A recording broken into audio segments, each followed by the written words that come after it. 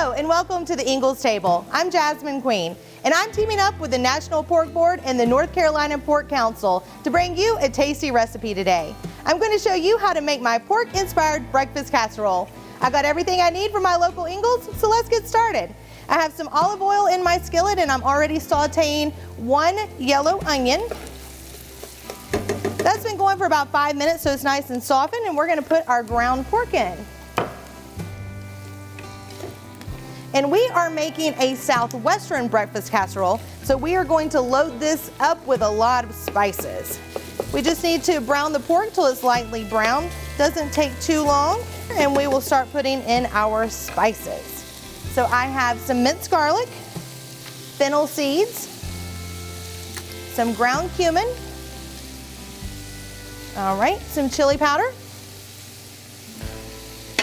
I have some smoked paprika. All right, we have some black pepper and some salt.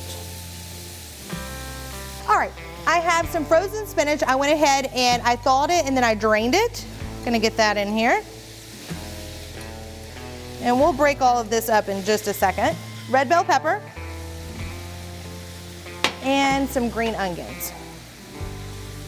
When you're mixing this, you want to make sure that you get the spinach evenly distributed throughout the pork mixture. All right, that looks pretty evenly distributed. We're going to set this over here and we're going to turn our heat off. We're going to let that cool. While we let that cool, we're going to go ahead and make the other part of our casserole. I have some diced sweet potatoes here, and you want to layer those on the bottom of your pan. I went ahead and sprayed the pan. And this is about 2 sweet potatoes diced up.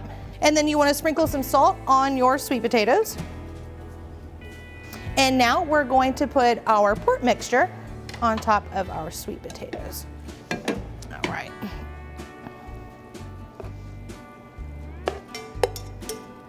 And then you just want to use your spatula and even this out over the sweet potatoes. Just kind of look at it. If you have a big clump of spinach, you might want to rearrange that just a little bit. All right, we're going to let this sit just for a second.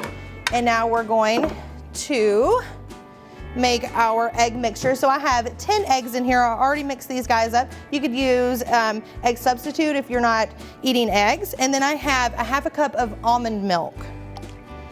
Again, if you're not using almond milk, you could use regular milk for this, but I like a plant-based milk. And then you just want to make sure that you whisk this up, get it all mixed in.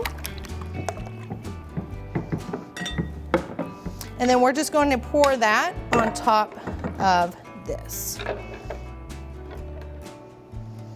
You just want to make sure you evenly distribute it throughout your whole pan. We're going to top it with some green onions.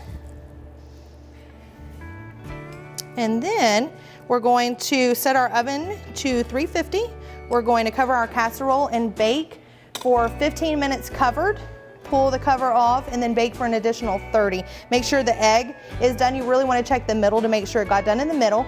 And then we'll put this in the oven and we'll show you what it looks like when it comes out. All right guys, I pulled this out of the oven. I let it sit for about 5 minutes and now I'm going to top it with some sliced grape tomatoes. Give it just a little bit more color.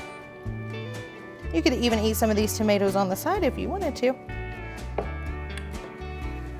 There you have it. Thank you for joining me at the Ingles table, where we proudly got to partner with the National Pork Board and the North Carolina Pork Council on some tasty pork-inspired recipes. Be sure to check out the website for more. I'll see you next time.